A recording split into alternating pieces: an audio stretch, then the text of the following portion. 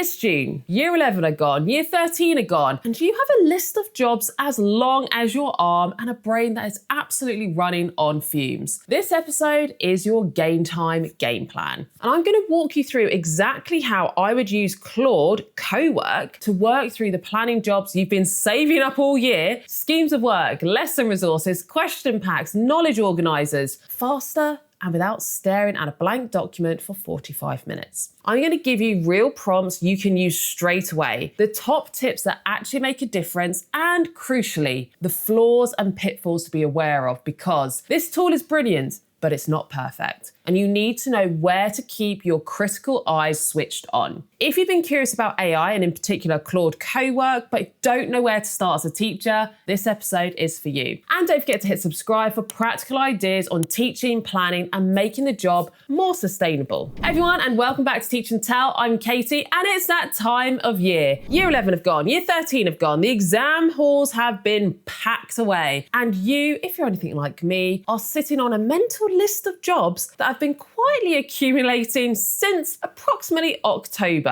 Just pushing that away. I'll do that in game time. Rewrite the year 9 scheme of work. Create a better set of retrieval questions for unit 4. Rebuild that lesson on photosynthesis that just never lands the way you want it to. Make a proper knowledge organizer for the news topics. Maybe you're teaching a new side of the spec for the first time or changing exam boards. You might have a new independent learning series that you're starting. Whatever it might be, you've got loads to sort in preparations for September, so future you isn't scrambling around at the end of August. You finally have the time, and the irony is, after 9 months of wishing you had more hours, game time can still somehow feel overwhelming. And in fact, I often find it feels more overwhelming than any other time because you've saved up all of these jobs, you haven't actually reclaimed as many hours as you think, and there's more things going on like school trips, extracurricular days that are just eating into time that you now don't actually have. So today's episode is about how to use Claude Cowork to get through that list faster with less suffering. So quick bit of context for anyone who hasn't used it yet. Claude is an AI assistant made by Anthropic. Claude Cowork is the desktop version. It sits on your computer and it can work through your files directly. It can help you create, edit, and organize things without you having to copy and paste everything in and out of the browser. That is the huge difference between Claude Cowork and just Claude or ChatGPT. So think of it like a very fast, very well-read colleague who will do any task you give them at any hour without complaint. They've read a huge amount, including, for our purposes, the biology content up to A-level, multiple exam board specifications, and a lot of good educational practices. But, and I'll come back to this,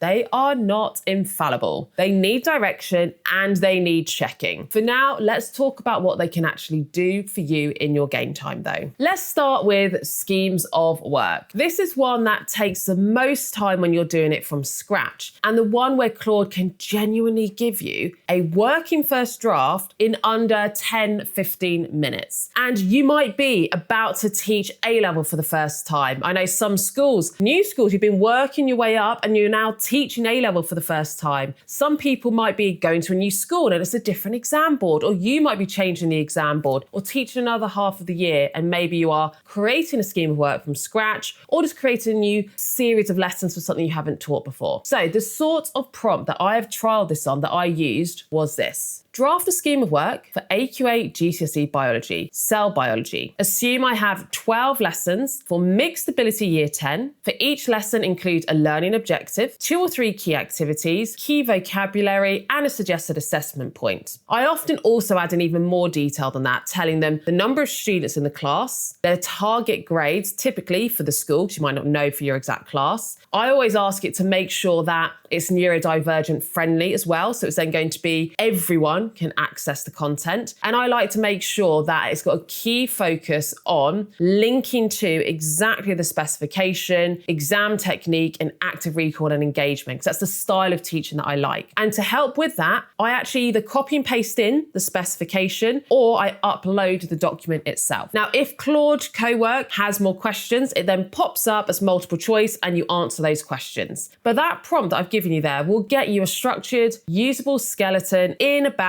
I think it took 10 minutes for mine to fully create it. And it won't be perfect. The sequencing might not be quite how you would do it. Some activities might be a bit generic and you might want to weave in the resources you already have. But that blank document problem of how on earth do I start is gone. When I did this, I asked it to also consider when the half terms were and insert days because I had the school calendar. So I put that in there as well. I also asked it to have a few buffer lessons because things always happen, like I'm ill or a lesson gets cancelled for some reason, the fire alarm goes off. To have that little bit of buffer, I also asked it to consider the required practicals, when to slot those in, and therefore at what time of year they're all going to come up so I can give that to the technicians to help with their ordering. And once you've got your skeleton information from them, which I asked for it all as Google Sheets, you can then have a look through and either manually tweak it yourself or just add in more direction and Claude will remake it. So if you want to actually change a particular lesson, or if you like what it's made and you now want it to give you a draft idea for all of those lessons, a lesson plan, it can do it. That sort of thing though does take Claude time to do. So you are looking at least 10 minutes for it to work out all of that. But if it's doing that for 10 minutes, you can go off and do something else for 10 minutes. You can still use your computer while it's running. So it could be other activities at the computer. It could be marking, it could be going to get yourself a cup of coffee. The second thing that I've trialed it for is creating question packs and retrieval practice. And the reason I've tried this is sometimes I don't want my students using all of the past paper questions because I then don't have something to use in an exam, or then they've used them all, or I just want to have a bigger bank of questions, or I want to create my own unseen exam questions for a test. And I found that Claude Cowork is pretty good at this. So what I have done is downloaded actual exam questions with the mark scheme. Even better if you can get the examiner's report as well. Upload that to Claude Cowork, and then I might say something like, use this to create 20 questions retrieval practice on AQA GCSE biology or whatever particular topic it is. And I might then say, I want there to be 25 marks. I want it to be a mix of multiple choice, short answer questions, some data analysis, whatever type of question you want. And then it usually creates that pack in a few minutes. Now with these packs, you have to check them. When I've gone through it, it's usually pretty good. It does create different versions of what you've uploaded, but sometimes I've found it doesn't actually make it hard enough. So for example, with an inheritance question, it gave a description of a scenario and it said we've got gene for, let's say, cat coat color, and we've got allele A and allele B. Allele A and B are both expressed, they're co-dominant, and then it gave a load of other information. And then question one was, what type of inheritance does that gene show? And the answer was co-dominance, but they'd already told us that in the information above. So it did make a couple of errors like that, which is one of the big reasons why you have to fully check through. I do also like to check the mark scheme to make sure it is actually specific for what they would accept for the exam board you're teaching. But if you want to get a brand new set of questions, that is still far quicker than you writing from scratch. You just checking through and doing a few tweaks is going to save at least an hour. And I've also used this to make starters because it's so good at making true or false questions, multiple choice questions, fill in the gap, matching up pairs, and those are always pretty spot on. The third thing you could do is get it to create knowledge organisers for your topics. So maybe you want to make at the end of every topic for GCSE, for A-level, students have a knowledge organiser to help them with the key terms, the core definitions, or maybe diagrams to show concepts and common exam misconceptions. And you could then have all of that dropped into your preferred design template. You're doing the design, not the research and the writing, and it's so much faster. You're giving it the information, not the design, not the actual admin of creating that document, so it's so much faster. So a prompt you could use is create the content for a knowledge organizer on A-level biology, enzyme action, OCRA. Include these key term definitions, these processes, these relevant equations, common misconceptions that they might have, and 3 typical exam question stems. Now, you might be thinking, well, I've got to get all of that information, so that's not going to be quicker. But you can copy and paste the spec. I will copy and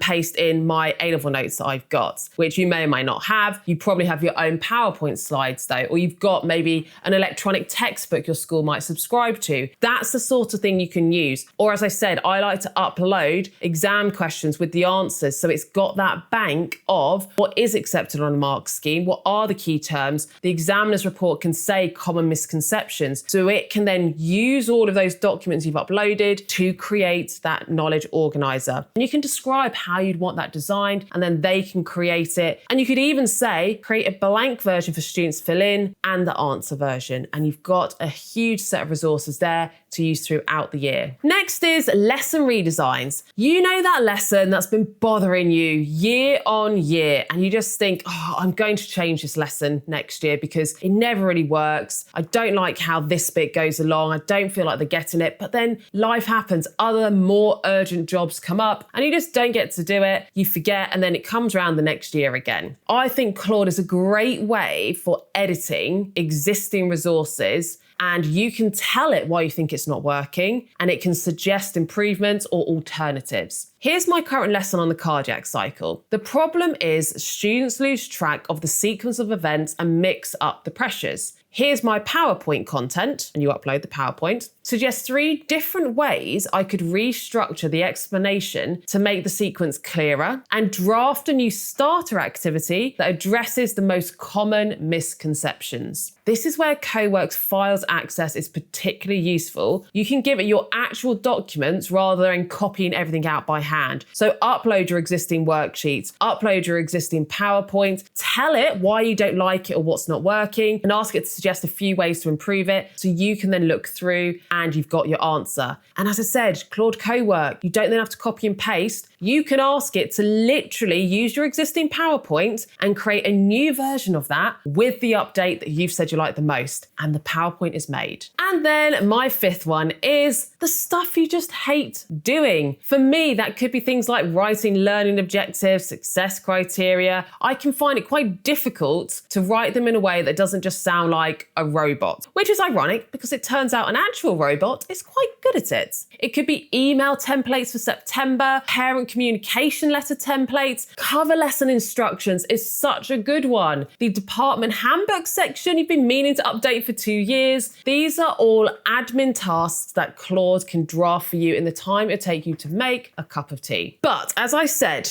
here's the bit you have to really be aware of, the flaws. Because I'd be doing a massive disservice to you if I made this sound like a magic button that fixes everything, because it doesn't. And there are specific things that you need to keep your critical eye on. First, and most importantly, check the biology. Claude can and does make biological errors. Not often, but they happen, especially with A-level content with very specific specification points and very specific mark scheme language requirements. An enzyme mechanism where the wording is slightly off, a description of the sodium ion potassium ion pump that's technically correct, but using phrasing that the exam board wouldn't give marks for. So you really need to check carefully for those sorts of things. Secondly, it doesn't know your students. Claude cannot know that your Year 10 class has already covered osmosis in a slightly unusual sequence. It doesn't know that your Year 12's always confused the 2 types of endocytosis because of how they were taught at GCSE. It doesn't know what examples you've used, what vocabulary your class is already comfortable with, the context of your students' particular needs. You have to build that in, but you must be very careful. You are not putting in any personal data. So do not use any students' names. Do not use anything that is actual personal data that is going to put you at risk of GDPR issues. So I wouldn't recommend using this to write particular reports and things like that, because you would have to input data unique to the students. The next thing is be aware that the first output is always going to be a draft, not the final version. This is the thing I see people do. They get the first output, decide it's not quite right, and then they give up and think, well, that wasn't very good. But the first output is a starting point. The skill at getting good at using Claude is iteration. You push back, you refine, you ask for alternatives, you say, that's not quite right. What I meant was try this instead. And you must do this, because if you're then going to ask it to do the same thing but for another topic, you need to make sure that it's got all of the instructions of exactly how you want it presented, the exact style, so that when it goes on to the next ones, it's then going to do it correctly. Next is exam board specificity matters. Claude knows the big specifications like AQA, OCR, and Excel, but it can conflate content between them. It might use slightly different command words or miss specification-specific nuances. So always cross-reference its output against what you know are the actual specification requirements. And this is particularly important if you are creating exam materials. And fifth, don't fall into the trap of procrastinating with AI. This is a genuine risk I want to flag. It's very easy to spend an entire Tuesday in June having a very interesting conversation with Claude about how you might restructure your Year 9 curriculum without actually producing anything. So set yourself a task, produce the output, move on. Use it to accelerate the work when you might struggle to create a template to fill in to start with, or to create a spreadsheet that you are struggling to think of the best layout at, but don't use it to avoid starting. So here's what I want you to actually take away from this episode. Your professional expertise as a teacher are irreplaceable. The knowledge you have of your students, your instincts of what is going to land in your classroom, your understanding of your department's context and your school's needs, Claude does not have that, and it never will. What it can do, though, is take blank document problems off your plate. It can give you a scaffold to react to instead of building from nothing. It can do the first draft of things you find tedious, so you have cognitive energy left for the things that actually require your expertise. Used well, it's not about replacing your thinking. It's about redirecting it at the right things. And game time is precious, and you need to use it on the work that matters. So that is your game time toolkit. If you try any of those and you find a prompt that works brilliantly, I would love to know. Drop it in the comments, send it to me on Instagram. So I'm always here to build my own library of useful prompts, but other people can see your comment, and it's great to share to help as many teachers as possible. And don't forget, hit subscribe, and I'll see you in the next episode. Plus, all of the prompts I've used, I'll put in the description of this episode so you can just copy and paste it into Claude. But that's it for this week. I'll see you in an episode very soon.